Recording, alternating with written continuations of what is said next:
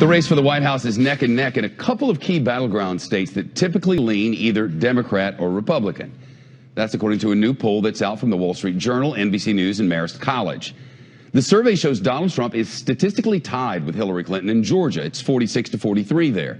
That state's usually not a place where Democrats can compete. Folks there have voted for the Republican candidate for president for more than 2 decades.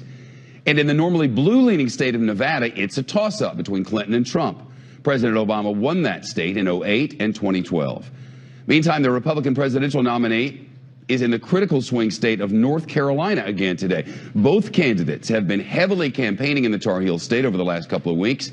And Tom Bevan joins us. He's the co-founder and publisher of RealClearPolitics.com. Tom, to what do we attribute this new tightening, this flattening?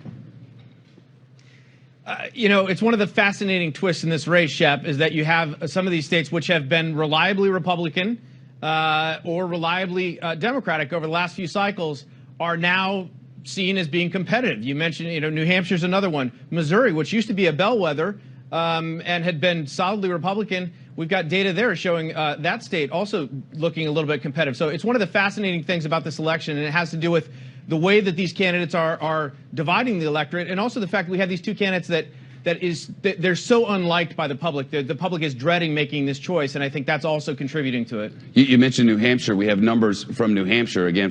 This is from the same survey, NBC News, Wall Street Journal, Marist poll. 41-42 there, with it, statistically tied. Then there's Arizona.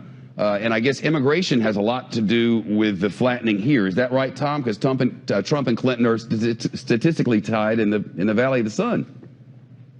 Correct. I mean, Trump is trailing badly with Hispanics in Arizona and across the country, but that is certainly affecting him there.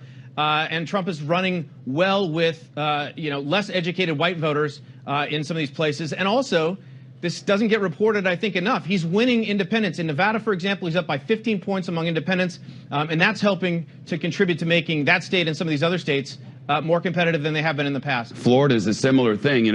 Down in Florida, there used to be this Cuban vote in the South. There's the I-4 corridor vote. There's the military, more conservative vote in the Panhandle. And now there seems to be a whole new thing going on down there because of demographics changes across Florida. Correct. I mean, the battles are still sort of the traditional battles. Trump's doing very well in the northern part of the state. Clinton's doing very well in the southern part of the state. And that battleground is that I-4 corridor again. And some of these suburban places where Trump has lost ground, particularly among college-educated whites. And he's got to get those votes, at least some of those votes back, I think, if he wants to come out on top in Florida and in some of these other states. Tom, I know you saw the CNN survey last week. I think it was last week, where it was for the first time they were trying to adjust the metrics to account for likely voters, not just registered voters. And that one showed Mississippi is in play. Tom, if the Republican can't win Mississippi, something is whack. Well, look, again, I don't put too much stock in any one poll, especially when you get results that are, outside of the norm. I agree. Yeah. I don't think Mississippi's in play at all.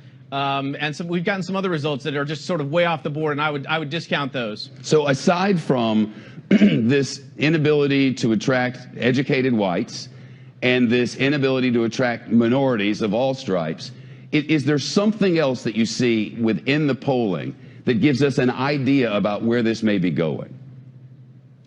Well, the one thing, and you mentioned that CNN poll, one of the shocking findings from that poll was there's an enthusiasm gap. Republicans are 8% more excited and more enthusiastic about voting this time around than they were last time around in 2012.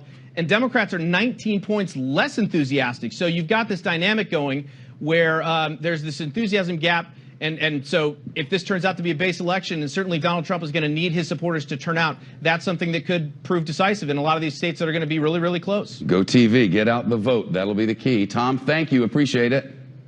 Thanks, Shep. More